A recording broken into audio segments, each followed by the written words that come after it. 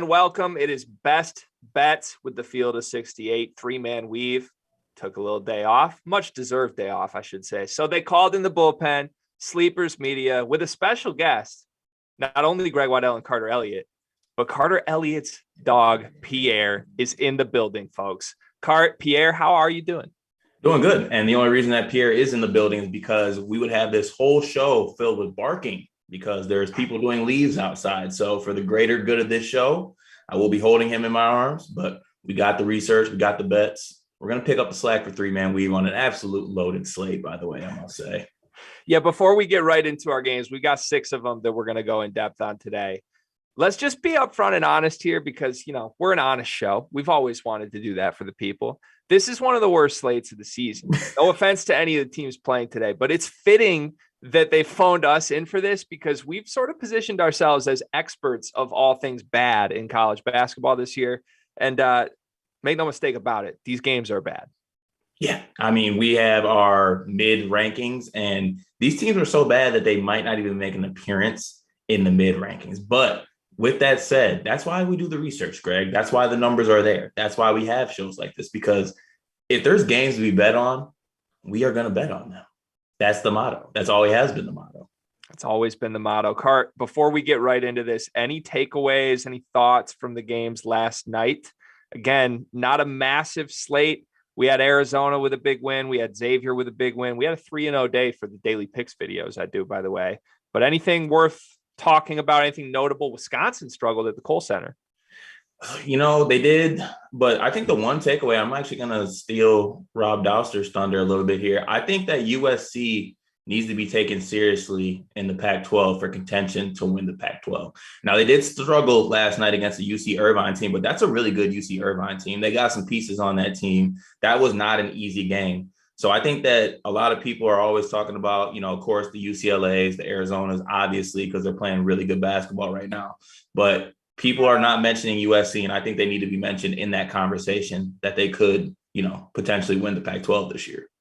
I was going to say, was it the 5-point win against UC Irvine that convinced you they're national contenders? UC Irvine is tough, man. They always are tough because UC Irvine is tough because, one, you've seen it in the tournament. They've had some good games in the past years. And 2, there's a lot of guys on UC Irvine that probably think they should be playing for USC. So they're motivated. So that's a tough game. But they came back, they won.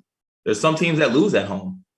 Very true. They gutted it out, which is impressive. Look, I think my takeaway, if anything, which kind of comes from that USC game, is that this is primetime sleepwalking hours in college basketball. There's 4 quarters to a college basketball season. There's start with a bang, explosive first month of the year. Then there's the holiday stretch right before Christmas. People want to get home, get their little, whatever they eat for Christmas with their family, open some gifts, all that. They still got to play 1 to 2 games right before you can get home for that little holiday break. I think this is a prime time, especially from a betting perspective, to identify some spots where teams might be asleep at the wheel, might not necessarily be motivated to come in, at least in the first half. And then maybe they turn it on and, like USC did last night, pull off a victory in the end. But I do think there's some sort of between the ears spots that you could identify for the next 7 days, which may play into some of the games we've got today. So without further ado, let's get in to the games today. We've got Duke against Appalachian State to start. The line right now is minus 21.5 for the Blue Devils, over under 138.5. I know you like Duke. I know we both like Duke. I think Duke to me is still, if I had gun to my head to pick a national title winner this year, I think I'm probably leaning Duke. However, App State is not a total cupcake. They've played some good teams this year. They've played only 2 true road games against Iona and Furman, but both of those were competitive-ish losses, losing by 12 and losing by 8. They also lost against Vermont by only 2. That's a Vermont team I really like. I don't think App State is necessarily a guaranteed blowout here. You may feel a little differently. I do feel differently. Like you said, App State, they've had some tight games against some mid-major teams, but this will be their first major step up in competition to me. Like Iona, Furman, good mid-major teams, but this Duke team is on another level to me. Like you said, this Duke team to me is one of the few teams that I think I would pick this year that are in serious title contention. They had that meltdown against Ohio State. I think they should have won that game. They got in foul trouble. They kind of fell apart down the stretch. Ben Carroll didn't have a Ben Carroll type game.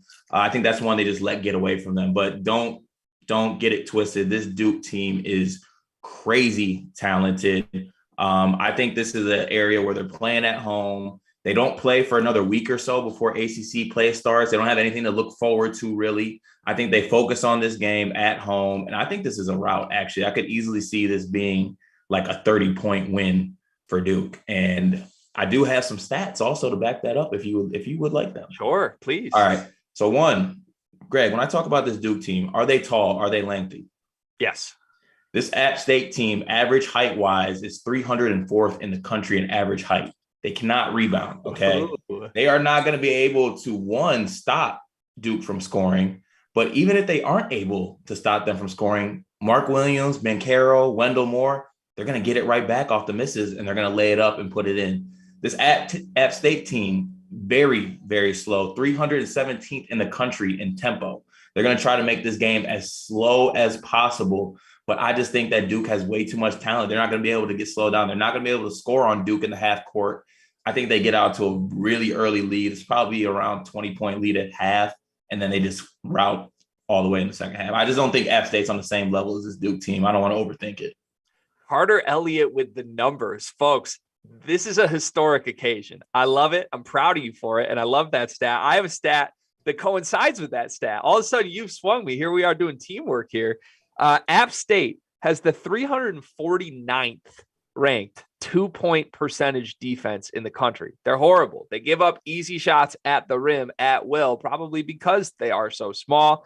That doesn't bode well against a Duke team that is ready to feast inside. I think as long as Duke wants to win this game by 30, they win this game by 30. Again, my question is, do they sleepwalk here or not? And going back 7 years of Appalachian State basketball, they've only played 4 ranked teams in 7 years. They've lost all 4 of those by 24 points or more. It's not like those have ever been competitive. Not saying that this year's team is, the same as the last 7 years. I actually think this App State team is one of their better teams, but Duke at Duke, not a great matchup. So yeah. I think I'm staying away though. But you could you could text me on the side and talk me into it. At a Pat Cameron too. We'll see. Let's move from a really great team in a somewhat entertaining game to the 4th and 5th worst Division I teams in college basketball. I was trying to think of a special name for this game. I feel like this should be like a once annual occasion now. This is IUPUI and Chicago State. Man, I don't know who's going to be watching this game, but my prayers to you for whatever you're going through, that you want to expose yourself to this. Just some quick numbers here. The line -2.5 for IUPUI. IUPUI is 2-6 against the spread this year. Chicago State is 7-3. Now, some people say good teams win, great teams cover. You could argue Chicago State's a pretty profitable team this season, Cart. What do you make of this one? Yeah. First off, there's a couple of things I'd rather do than watch this game. I'd rather eat a full jean jacket, just straight up eat a jean jacket. I'd rather mop the ocean with a toothbrush. There's a lot of things that I'd rather do than watch this game. But look, this is basically 2 teams that are, like you said, they're objectively just awful basketball teams. Now, if I had to pick one way, I had to lean one way, I would lean Chicago State, because I think this is a team that, though they do end up getting blown out, they've had some games this year where they've been close at half. They played Northern Illinois a little tougher, but Northern Illinois turned up on them in the second half. I think that if I had to lean one way on this game, I'm leaning Chicago State. And if you want to do a little money line sprinkle on Chicago State, I wouldn't be mad at you. Some team has to win this game. This isn't the Detroit Lions versus the Pittsburgh Steelers. It won't end in a tie. One of these terrible teams has to win this game. So if you are into this, betting on this game, I'm leaning Chicago State, plus 2.5 on this game. And if I did anything, I'd probably sprinkle a little on Chicago State money line as well. Carter, you and I have been friends, have been betting teammates, you could say, for years. I'd like to ask you, what do you think is one of my biggest strengths as a bettor? Your biggest strengths? Yeah. What's one of my biggest strengths as a bettor? Put you on the Let's spot here, but okay. Betting on teams that have players with dope names. that's very true. That's on brand. I would argue one of my other biggest strengths as a bettor is learning from my mistakes. And that's That what is I'm gonna do with this game. There was a okay. game earlier this week that I was so daring to call free money. I said it was my favorite play of the year. That play would have been Alabama -3.5 at Memphis. Everyone was concerned it was a sucker play except for me. Everything I've seen this season, all the research, all the numbers told me that was going to be a blowout Alabama win. It was never even competitive. Once the second half hit, Memphis ran them out of the gym. Car, this is what I'm going to do today because, like you said, all of my research points me toward Chicago State. They're 7-3 against the spread. They have 3 wins at home this year. This is not a home game, but at least they've won some games, and their losses have been a lot more competitive games than IUPUI's have. IUPUI has not beaten a Division I opponent this season. They get blown out almost every single game against teams in the 200s on KenPom. I don't think there's anything to like from this IUPUI roster. Their leading scorers ridiculously inefficient. They only have one guy who scores in double digits. It seems obvious to me that we might as well just take Chicago State, who has something to point to and is getting the points here. However, when it's obvious, we're not going to do it because that Alabama-Memphis game, Cart, the smart people, the computers, the metrics told me ahead of time, you should take Memphis. And I laughed in KenPom's face. I laughed in our friend Evan Miyakawa's face. I said, I know better than you. Cart, today, Evan Miyakawa's game predictor model has IUPUI by 6.5. That's a 4-point discrepancy from this line. I don't know what his model knows because I don't know how IUPUI could be favored by 6.5 against anyone. All I know is I'm learning from my mistakes and I'm going with it. And I am playing IUPUI. I'm not proud of you right now because let's just touch on that Memphis Alabama game real quick. That's not a sucker bet. Okay. That's called doing all the right research. And that's just it happens. That's betting. You did all the right things. Sometimes the shots and the bets just don't fall. You did the right thing. Now I can't go against Evan because 1, he's way smarter than me. And 2, I have no idea how he actually breaks that down. So I just got to kind of take his word for it. He could be doing anything out there. I'm on the Kevin Durant train who wants to look at grass when talking about hoop. But at the same time, it's proven. I do love numbers. But I think I'm going against you on this one, G. My gut and the numbers tell me to go to Chicago State. KenPom might not, but my gut tells me to go Chicago State. All right, we're on opposite sides. One thing I know, if you are going to watch this game, you better bet on this game. Otherwise, really, what is the point? And if you do bet, please do so through our friends at BetRivers.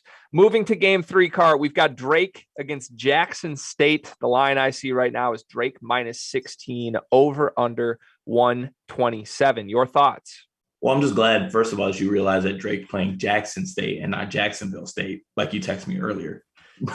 So what are we doing today? We're exposing secrets here, mistakes. Sorry, my fault. Let's not do that. This is best bets, not air out, not an air out episode. But look, Drake at -16 is where I would lean on this game. Jackson State is offensively as abysmal as a team in the country. They average 56 points a game. They're shooting 37% from the field, 63% from the free throw line, and 33% on 3-pointers. Like, this is a team that cannot score the basketball.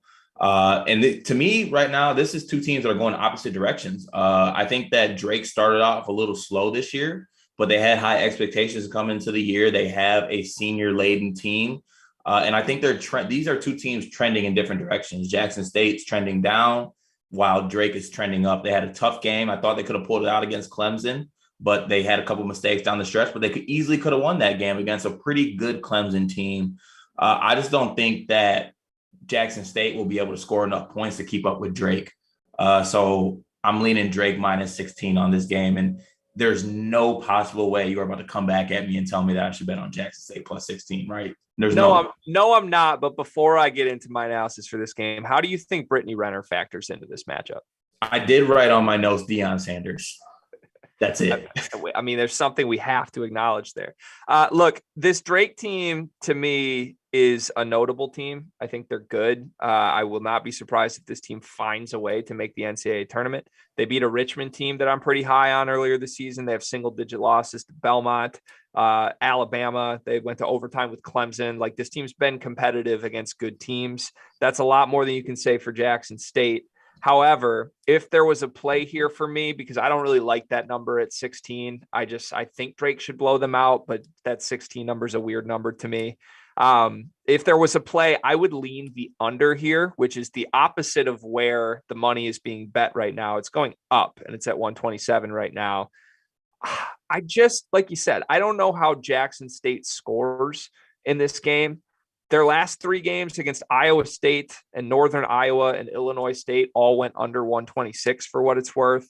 They had 37 in that Iowa State game, by the way. 37 points. Yeah, and Iowa State and Northern Iowa are, yeah, I don't want to say they're similar, but like statistically, offensively, their profile is not very different from Drake to me. So I don't know. I just think Jackson State can't score. At least the last 3 games, they haven't been able to score. Why not just double down on that? But really, it's probably a stay away. I don't really lean strongly either side here. Yeah, I was trying to talk myself. I came into this bet on this research trying to talk myself into Jackson State just because I thought I thought it'd be higher than 16, to be honest. I thought it'd be in the 20s. But yeah, if I had to lean one way, I would lean Drake. Also love the under, like I mentioned, because this Jackson State team, like I just stated those numbers, they are very, very bad on offense. And some of these offensive performances are coming against teams that aren't that great at defense either. So yeah, under will definitely be a good play as well. I like that. All right, let's get to some questions from the chat mob. If you would like to submit a question, please do. You can do so on the Field of 68 Best Bets YouTube channel. In about a month, I believe, in January, we're going to be moving all of the Best Bets shows specifically to the Best Bets channel. So make sure you subscribe to that so that you don't miss out on any of these shows on a daily basis. Question number 1, Cart. Will Stanford go over? We're going to get to the Stanford game after this, but the line for the over-under is 131. You have any thoughts on that? Oh, I think do I have to pick, or can I just say I would stay away? Keep it honest with the people. That's what my expectation is of you. Okay, I go over in that game.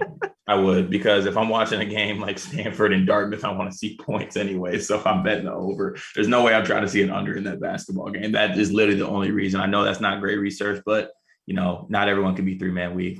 Yeah, that's a want to, not necessarily a lean one way or the other. I think I have a play against the spread on that game that we'll get to, but I don't have anything that I feel extremely strong about as far as the over-under goes. So thank you for that question. Question number 2, national title future value, Baylor plus 700. Any value there?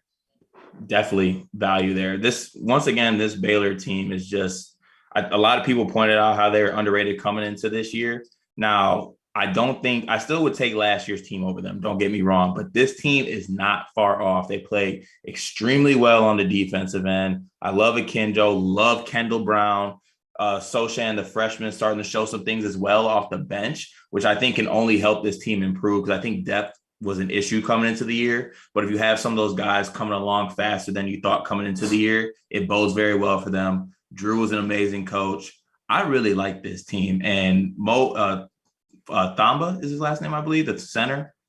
I love that dude because he wears. Thamba, yeah, I love that dude. Wears long sleeves. Will do anything. Will die for the Baylor logo. I don't think he's a Mark Vital type player, but he has that Mark Vital energy to him, and he's just willing out there to put it all on the floor and do whatever for his team to win. So I really like this Baylor team. That game against Villanova was a statement. Like, they put those dudes in the torture chamber. So there is great value in betting on a Baylor team this year, in a year where you could probably say, like, is there a clear-cut number 1 team? Not really. So there's some good value right there in that Baylor team. Yeah, there is no number 1 team this year. That's my running agenda. And I fear for Baylor that if they are the next number 1, they're going to meet the same end that all the other number 1s have so far. But I don't mind them as a futures bet. I would not really lean anywhere on a futures national title bet right now, because I think it's too wide open of a year. I prefer some conference favorites. For example, Duke to win the ACC is still plus money right now. waiting for someone to make that make sense to me. That is the easiest money you will make all year. It really is. All right, let's do some rapid fire because we do have a couple more in the comments. Chicago State money line was asked. We kind of already hit on that one. You're going to sprinkle, correct? Yes, I am. All right. And then just again, shout out Evan Miyakawa. He's talking about his model having that tasty magic and calls IUPUI a lock. He hasn't been wrong, at least in my eyes this season. Have we covered Tennessee State versus Charleston Southern? We have not. And to be completely honest, I have no intel on that game whatsoever. Apologies, Andrew Carr. I'm guessing you're the same on that one. Yeah, I'm sorry. I would feel bad right now because I had something cooking in my head right when you said that game about some stats or something to pull up for you, but I don't want to do that to you because 3-man weave and the boys wouldn't do that to you. So I refuse to do that to you. I got nothing on that game. And final question here, UMBC, is it going over? That line is at 137 right now. We're going to get to UMBC as our final featured game of the day today. I actually do like an against the spread play for that one as well that I think might lean me one way or the other on the over-under. But if it was, it would be the under, and we'll get to that in a little bit more. Cart, anything from you on that? I think I'll save it for when we get to it. Okay. Lovely. All right, let's move to the final three games that we've got today, beginning with Oral Roberts hosting UT Arlington. Oral Roberts has been on my short list of favorite teams to bet, Cart. You know this. I'm always looking for a way to talk myself into them, and I think I've done so again today. Where do you stand on this one? Greg, you pointed out earlier when you asked me what was one of your betting trends. Well, let me give you all a little insight on one of my betting trends. When you have a game and you have a team who has the best player on the floor, lean that way. Players make plays. Players get baskets. I love Oral Roberts minus 7.5 in this game. Some numbers here. They're averaging 82 points a game. I don't think this UT Arlington team is going to be able to stop them necessarily. I don't think they're going to be able to keep up offensively. And I think it's a team where they're going to be trying to play more so Oral Roberts style and try to get up with them up and down offensively. And that's not how you beat this team. You can't play their same game. They do their game and putting up buckets way too well. The Golden Eagles are 4-0 against the spread in their last 4 home games. I just think that they're going to run away with this. Or not run away, but I think at 7.5, I think this will be a double-digit win for them because UT Arlington's not going to be able to keep up with them offensively. Way too much firepower. Yeah, I think it should be. My research led me to some discoveries here. UT Arlington is horrible from 3, and their opponents are not horrible from 3. Their opponents are really good from 3 against them. On average, they give up 6 more 3 attempts per game than they shoot. Their best player, David Azor, he's the only guy in double figures. He's shooting 33% from the floor and 12% from 3. Oral Roberts has a ton of shooters. I just think like the game script of this one is going to lead Oral Roberts to playing the style they want to play. I wouldn't be surprised if they get up 30 plus threes in this game. And if you're UT Arlington, like I went through the games that they've won, they've limited 3-point attempts pretty well in those games. You don't limit Oral Roberts 3-point attempts. They've gotten blown out in every game where teams shoot 20 plus threes against them. So I think this is just a good matchup for Oral Roberts. Like you said, the minus 7.5 number doesn't really spook me as long as they take care of business. Max Asmus does his thing. I think this should be a double-digit win. Against the spread numbers back that too for people who do like the numbers. In the last 11 games, Oral Roberts 10-3. UT Arlington in their last 8 games, 1-7. In their last 14 road games, 4-10. They're not good against the spread. Don't overthink it. Do not be scared. I know when it gets in that 7 or 6 to like 10 range, 6 to 10 range, people get scared sometimes. Sometimes you just don't want to overthink it. Like last night with Belmont at -6. Cash the ticket. You're good to go. Like if the numbers back it and the team is good enough and you don't think the team they're playing against can come up with a game plan to play the team they're playing, like don't be scared of it. Oral Roberts minus 7.5. Yeah, and because of those numbers against the spread card, that's why we love betting Oral Roberts, and we're going to continue to do so. Yeah. Game number 5 today, Stanford against Dartmouth. The line that I see right now is -13. I believe it opened at -13.5. So some money coming in on Dartmouth. The over-under is 131 right now. Stanford, on the sleepers mid rankings, meaning that they are a bad team. They are a team that we feel good poking fun at, to the point that we will rank them nationally on a list among other things that we think are laughably bad right now. However, they just won the mid bowl against Oregon, Cart, which is a pretty massive development for them. I don't know that you can say Stanford's playing well now or has figured things out, but they did enough to beat a really bad team in Oregon. What do you make of this one? Laying 13 points is a lot for a Stanford team. Yeah, to me, it's just too much for this Stanford team. I know that was a big win against, or I don't even know if I want to call it a big win, to be honest, because we bet on that game. So we watched that game.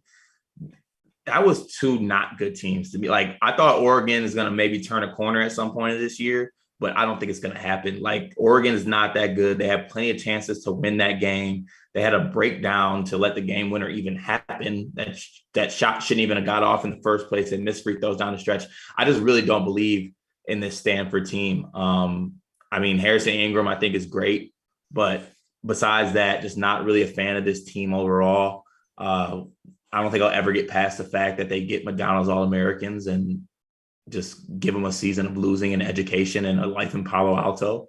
But yeah, it's too many points. I can't feel good on the inside saying that I bet Stanford to cover 13 points. I can't. Yeah. No, first of all, free Harrison Ingram. I really loved Harrison. Free my guy, man. We're going to get you out of there. Go somewhere. Please go somewhere. Here's a few quick numbers I pulled on this. Stanford, just in general, gives up a lot of threes. Dartmouth, their best player, Brendan Barry, averaging 9 3-point attempts a game, shooting 43% from three. This dude can fill it up. And this is a defense that will give up shots to him. Stanford's 5-0 at home, but if you look at those 5 wins, other than the Oregon win, and even including the Oregon win, the average KenPom rank of the teams they've beaten at home is 202, and they've won those games by an average of 11 points. That's sort of Dartmouth range here. Stanford hasn't won a game by more than 14 all season. Dartmouth beat Georgetown. I really wish this number would get up to 14. That's where I want to see it because, like I said, Stanford has not won a game by more than 14 this season. But at 13, I think I'm still leaving Dartmouth. I might wait it out throughout the day and see if it at least gets back up to that 13.5, but it's a play for me. Yeah, I want to know what sick individuals are making this come down. Why is money pouring in on Stanford? Have some respect for No, it's the opposite. Money's coming in on Dartmouth. Oh, is it? Okay. Down. Yeah. All right. Yeah. Damn it. Should have got on it early. But for any of you out there who like to get in teaser territory, this is a great game to throw in a teaser. If you can get it up to like 20 points, feel great about that. Yeah, very true. All right, moving to game number 6, UMBC, the Golden Retrievers, and UNC Greensboro. The line that I see right now is -2.5 for UMBC, the over-under at 137. Two teams that clash stylistically pretty big here. UMBC plays very fast, 37th quickest tempo in the country. Greensboro, very slow, 347th quickest tempo in the country. It's always interesting when a fast team plays a slow team, especially when they're similar talent-wise. Like, I feel like if they're similar talent-wise, it usually leans to the slower team's advantage, unless the faster team has a lot more talent or a lot more shot makers. Then sometimes they can just run them out. For that reason, just initially, my first thought was UNC Greensboro in this game. Throw it to you, though. Where do you stand on this one? Yeah, I kind of was leaning towards UNC Greensboro because, like you said, when you have a stylistic clash, it's about having players and personnel that can realize that you have to play your style to beat this team. Like, you can never, in my experience, you can't outdo a team at what they do best if that's not what you do. So if you're a team that's good defensively and you try to play up tempo when that's not your style, it just throws everything off. You don't have the personnel for it. You don't have the players for it. And that's how you lose games. I personally think that UNC Greensboro is a team that has shown this year and historically that they play their style of basketball no matter what. So in a game where I think that they won't let UMBC speed them up, I think they'll play their style of basketball. It'll be a little more gritty, maybe not as talented, but more gritty, play their defensive style, slow this game down. So I'm leaning UNC Greensboro on this game. And also, I got a French Bulldog. I don't really mess with Golden Retrievers like that, except for Benji. Sorry. I got to say, I feel like it's an omen that your French Bulldog, who began the show on your lap, is now nowhere to be seen. And we're talking about a dog here. He's sleeping on my lap. Oh, okay. Well, maybe UMBC sleeps tonight then. Is that a little stretch? I don't know. One more number on this game. UMBC against teams 200 or worse in KenPom this year. They're 1-3 in those games. That's tempo. Against teams that play a tempo slower than 200, they are 1-3 against slow teams. Greensboro against teams that play fast, a tempo 100th or higher, is 2-1. I like Greensboro in this game. You put me on Greensboro last year, and I think I still have a little love. Maybe it's just the uniforms. They have some pretty nice uniforms. They do have some, and also shout out Isaiah Miller. And to answer the question in the chat from when we did Chat Mob, because I like UNC Greensboro plus 2.5 in this game, I also like the under, because I think if they do win this game, or at least keep it close, they're going to win out stylistically. So, all right, Cart, let's get to best bets. I think we probably touched on our best bets today at some point, but we did a pretty good job of hiding it for this final segment. What's your best bet today, my friend? And I'm going to go back to my first one of the day. You might have been able to tell how excited I was about it, but Duke minus 21.5. I think this is a rout at Cameron. Like I said earlier, I don't think that App State will be able to, one, stop Duke from scoring. And if Duke misses it, they're going to get it back. This team, App State, doesn't have the height. They don't have the rebounding. They don't have the grit to rebound with this Duke team, keep it with the athleticism, the height. I think this is a rout at 21.5. I still feel very safe about this. I think this is going to be a 25 plus dub. It could easily get in the 30 range if they keep their foot on the gas. Nothing to look forward to as far as, looking beyond this game. They got about a week and a half, week-ish off after this before they start ACC play. One last home game against a, App State team that I don't think is very good. So I think they run away with this game and pretty easily. So Duke minus 21.5 is my best bet of the day. Who sweats more, Paolo Banchero in the first half or you at the end of a men's league game? Me at the end of the men's league game, because I definitely drink more than Paolo Banchero. That's true. All right, I'll get to my best bet here. I mentioned I like this one earlier as well. I'm going with Oral Roberts minus 7.5 at home against UT Arlington. Like I said, I think the matchup just bodes beautifully for Oral Roberts. They're going to get a ton of threes up against a defense that begs teams to shoot the three. I bet a lot of these are going to be open threes. I think UT Arlington's going to have to start shooting threes, which they shoot very poorly just to keep up. I smell a blowout incoming on this one. And I think it's time Oral Roberts gets a big blowout win, which they haven't really had despite doing really well against the spread this season. I like that play. Did we agree on all of our plays today? We've done this show twice, and I think we agreed pretty much every play both times. No, last time you took Butler. I did take Butler. You're right. You did but that was a lot. But that was some hate, though. I think I don't think that was a real actual play. It was maybe for content purposes. We are different on IUPUI and Chicago State, though. That's very true.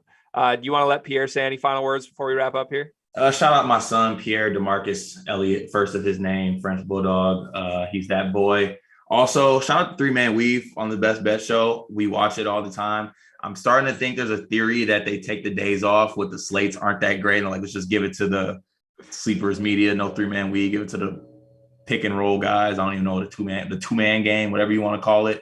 But we appreciate them. Appreciate the Field of 68. Come win some money with us, man. Go download BetRivers and just win some. We're making it easy for y'all. That's all I'm saying. If you're not into sports betting, we're doing the research for you. We're telling you where to place the bets.